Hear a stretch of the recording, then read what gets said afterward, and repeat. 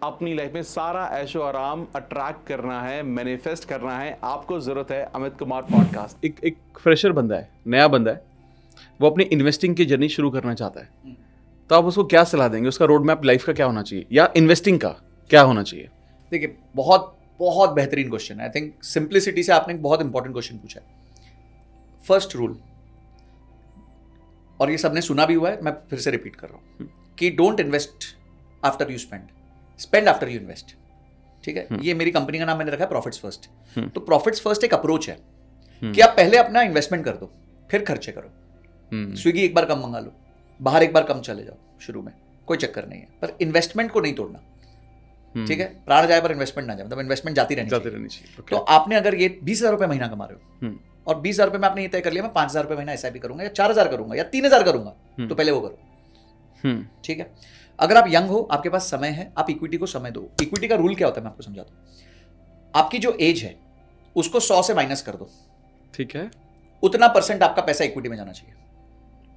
Okay, तो अगर आपकी 20 की उम्र है, 100 माइनस 20 हो गया 80, तो 80% of your investable corpus should go in equity. Okay okay. क्यों? क्योंकि अभी आपके पास समय है रिस्क लेने। आप 20 साल का सोच सकते हो। बिल्कुल सही। ठीक है, एक व्यक्ति अगर 20,000 रुपए कमाता है और 25-30% अपनी इन्वेस्टमेंट करता है उसमें से, और ज्यादा म्यूचुअल फंड्स में, ज्यादा स्मॉल कैप मिड कैप में डालता है, कम इंडेक्स में डालता है, जहां थोड़ा रिस्क ले रहा है क्योंकि उसके पास टाइम है। हाँ। और वो हर साल 10-10% से अपनी सैलरी बढ़ा रहा है, 10-10% से अपना निवेश बढ़ा रहा है। ज्यादा नहीं मांग रहा ना, ये तो बेसिक चीज है जी। वो 20 साल में उसके पास 3-4 करोड़ का कॉर्पस होगा। अब 40 की उम्र में अगर आपके पास 3-4 करोड़ का कॉर्पस है, इट इज नॉट बैड। ठीक है, ज्यादा होगा दैट इज, वो आपका बेनिफिट है, भगवान की कृपा, आप पिच पे बने रहे, आप खेलते रहे, तो आपको बेनिफिट भी हो सकता है। मैं तो एक बहुत कॉन्जर्वेटिव स्टेट ऑफ अफेयर्स में आपको बता रहा हूं। ठीक है, और 4 करोड़ एक बार एक व्यक्ति के पास हो गया तो उसके बाद वो अगले 20 साल उसमें से 4 लाख रुपए महीना निकाल सकता है। बिल्कुल सही। ठीक है, तो इन्वेस्टिंग जर्नी लॉन्ग टर्म के एंगल से सोचो। आप अभी बिल्कुल, अगर आप एक्टिव इनकम में हो, आप जॉब करते हो, कृपया करके स्टॉक मार्केट में डायरेक्ट इन्वेस्ट मत करो। ओके, सिर्फ म्यूचुअल फंड्स में पैसा डालो। अगर आप लंबे समय के लिए डाल रहे हो तो थोड़ा कैपिटल आप ज्यादा स्मॉल कैप और मिड कैप में डाल दो। अगर आप छोटे समय के लिए डाल रहे हो तो इंडेक्स में ज्यादा रखो, क्योंकि वो कंपैरेटिवली सेफर इंस्ट्रूमेंट होता है। ठीक है, और अपनी एक्टिव इनकम को ग्रो करने में शुरू के 10 साल में एक्टिव इनकम को ग्रो करने में ज्यादा फोकस करो। क्योंकि जितनी एक्टिव इनकम होगी उतनी पैसिवली आप बना सकोगे ना।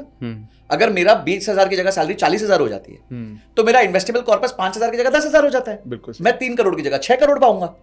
तो focus on building your skills to create a better active income. मैंने भी वही किया था, मैंने एक्टिव इनकम ज्यादा करी, जिसकी वजह से मैं ज्यादा इन्वेस्ट कर पाया, जिसकी वजह से आज मैं पैसिव इनकम पे आया। ठीक है, तो स्टार्टिंग आपकी इन्वेस्टमेंट जर्नी सिंपल रखो, कोई सरफोड़ मत करो, कोई दिमाग मत लगाओ। बस rule of compounding is don't disturb it. आप जितना फंड मैनेजर अच्छा परफॉर्म कर रहा है, आप सोच के भी नहीं कर सकते उतना अच्छा, क्योंकि he is trained in it, he spent, वो पिच पे बना हुआ है बहुत समय से। तो उसका काम आप मत करने की कोशिश करो, आप अपने काम में निपुणता पाओ, अपने काम में और बेटर हो जाओ। अगर आप कहीं पे नौकरी कर रहे हो एडिटर की, तो एडिटिंग स्किल्स ज्यादा सीखो। इन्वेस्टिंग आपका काम नहीं है। वो कहते हैं मछली से पेड़ नहीं चढ़ाते और बंदर को तैराते नहीं है। बिल्कुल सही। तो आप मछली हो, आप पानी में रहो, आराम से जाके एक्टिव इनकम बिल्ड करो। अपने एडिटिंग स्किल्स इतने अच्छे करोगे, आपकी 20,000 की तनख्वाह 2 लाख हो जाए 5 साल में। Focus on that, then you will have more corpus to invest. बिल्कुल सही, बिल्कुल। तो ये मेरी एडवाइस होगी, सिंपल रखो लाइफ को भाई, कोई complicated, I don't want to give you a excel sheet जिसमें आप सब कुछ पंच करो और ये सब होगा, कुछ नहीं करना। जो मैंने बेसिक चीज बोली उतना ही करो। मैंने भी वही किया था और मैंने अचीव किया। और भारत एक ग्रोइंग स्टोरी है। आज अगर इंडेक्स 75,000 है तो कल को 2 लाख भी होगा, 3 लाख भी होगा। हमने 20,000 भी देखा है, हमने 8,000 भी देखा है इंडेक्स। करेक्ट। वही 8,000 वाला इंडेक्स आज हमने 75,000 भी देख लिया अपने ही जीवन काल में, छोटे से 16-18 ईयर्स के अंदर। तो आज अगर ये 75,000 है तो कल को 2.25 लाख, 2 लाख, 3 लाख होगा। India story is growing. तो ये वो आप, आई थिंक आपने बाहर मेरे को एक बात ये भी बोली थी कि भाई इंडिया में इन्वेस्ट करो, क्योंकि अगर इंडिया आपको पता है अगर ग्रो कर रहा है तो फिर आप टेंशन क्यों ले रहे हो? इंडिया में इन्वेस्ट करो। और इंडिया में इन्वेस्ट करने का सबसे अच्छा तरीका क्या है? Mutual funds. म्यूचुअल फंड्स मस्त सही है। तो मैं एक और चीज़ यहाँ पर पूछता हूँ, थोड़ी अलग है। अब जब हम बात कर रहे हैं ना, जैसे आप बात कर रहे हो, आप बहुत प्रेफरेंस देते हो म्यूचुअल फंड को, क्योंकि ये एक थोड़ा बैलेंस सा है, क्योंकि एक्सपर्ट इसको हैंडल कर रहे हैं और आपकी रिस्क एबिलिटी भी कम हो जाती है मुझे लगता है कंपेरेटिवली। लेकिन ना बहुत सारे इन्वेस्टमेंट के अलग अलग तरीके हैं, जैसे गोल्ड लेना, लोग फिजिकल गोल्ड लेते हैं, फिर अब लोग समझ रहे हैं कि फिजिकल गोल्ड लेने का कुछ फ़ायदा नहीं है।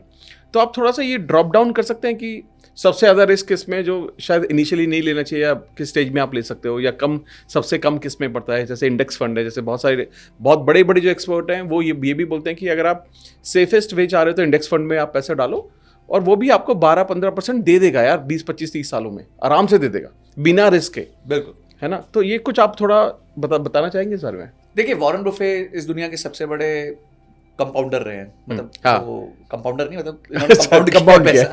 तो उन्होंने एक बात कही थी, जब मेरी डेथ हो जाएगी तो मैंने क्लियर मैंडेट दिया हुआ है कि मेरा पैसा इंडेक्स फंड में जाएगा। ठीक है, अच्छा। और इन्होंने एक व्यक्ति के साथ बेट भी लगाई थी 2008 में। उसे बोला मैं एक काम करता हूँ, मैं मेरे पैसे इंडेक्स फंड में लगाता हूँ, तू अपने पैसे हेज फंड में लगा।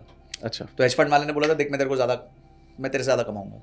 बोले 10 साल बाद मिलेंगे, ठीक है, जो ज़्यादा कमाएगा वो एक दूसरे को $1 मिलियन दे देगा, मतलब जिसने कम कमाया होगा वो जिससे ज़्यादा कमाएगा उसको $1 मिलियन देगा। ठीक है, ठीक है। वॉरेन बफे ने 10 साल में 84% कमाया टोटल ग्रॉस, वो हेज फंड ने 22% कमाया। ठीक है। तो अगेन बार बार एक ही मुद्दे पे घूम फिर के आएंगे, इन्वेस्टिंग का मतलब ही लॉन्ग टर्म होता है। आप लॉन्ग टर्म का विजन लेके चलो, आपके पैसे बनने ही बनने।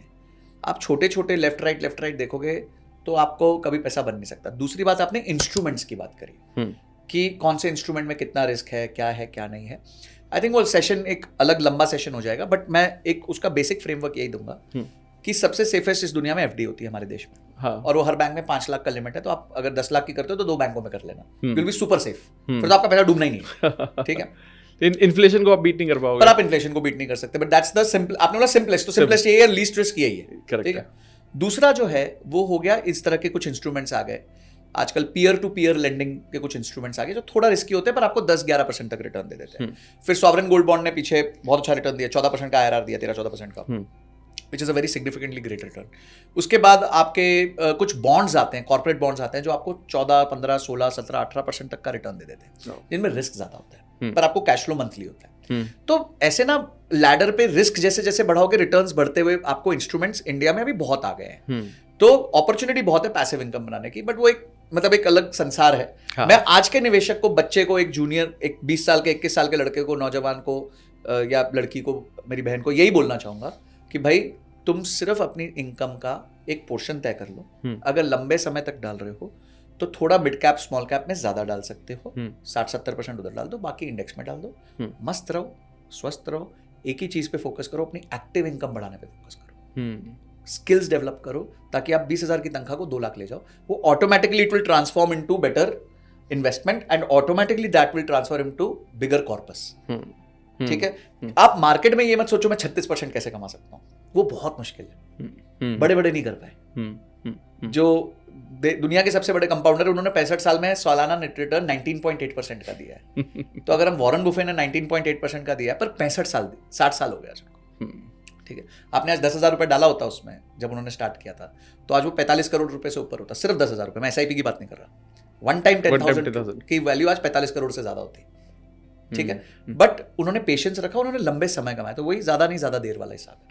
तो सबको मेरी एक ही राय होगी, work on your skills to better your active income, your passive income will automatically become better. तो जिस तरह से आपने बताया कि एक नए बच्चे को कैसे शुरुआत करनी चाहिए, और इनफैक्ट मेरे को लगता है कि ये पूरा जो पॉडकास्ट है सिर्फ नए बच्चे के लिए नहीं है, तो सभी के लिए, सबके लिए। और मैं ये बोल सकता हूँ कि ये ना मतलब लोगों के लिए रेफरेंस पॉइंट बन जाना चाहिए कि भाई अगर इन्वेस्टिंग जर्नी शुरू कर रहे हो या बीच में हो या एंड में हो और समझ में नहीं आ रहा क्या करूं, कैसे प्रॉफिट आएगा, तो इस पॉडकास्ट को देख लेना चाहिए लोगों को ताकि वो समझ सके भाई कि पेशेंस वो आपका अगर पॉइंट ऑफ व्यू अगर लॉन्ग टर्म नहीं है तो आप शायद फिर कुछ और सोचो, वेल्थ बिल्डिंग कर ही नहीं सकते। अच्छा फिर क्या होगा ना, समझो आपका व्यू 3 साल का था, 3 साल बाद आप कुछ अचीव नहीं कर पाओगे तो आप डिप्रेशन में चले जाओ। हाँ। आपको यार मैं तो 3 साल में सोचा था मेरा पैसा ट्रिपल हो जाएगा, नहीं हुआ, हो गया, वो ऊपर वाले की कृपा है। हाँ। ये जनरल ट्रेंड नहीं है। ठीक है। कोई आपने कैच कर लिया एक सीजन जिसमें आपके अच्छे रिटर्न्स बन गए, पर इसका मतलब ये नहीं कि वो सीजन नहीं आएगा जिसमें आपके रिटर्न्स की बैंड बजेगी। बिल्कुल सही। तो इसलिए लॉन्ग टर्म में देखा जाता है चीजों को, शॉर्ट टर्म में नहीं देखा जाता। अगर आपको पॉडकास्ट की ये क्लिप बहुत अच्छी लगी तो आप यहाँ से इसके कंप्लीट पॉडकास्ट को भी देख सकते हैं। इसके साथ साथ आप अपना सपोर्ट बनाए रखें, चैनल को सब्सक्राइब जरूर कर दें। Thank you so much.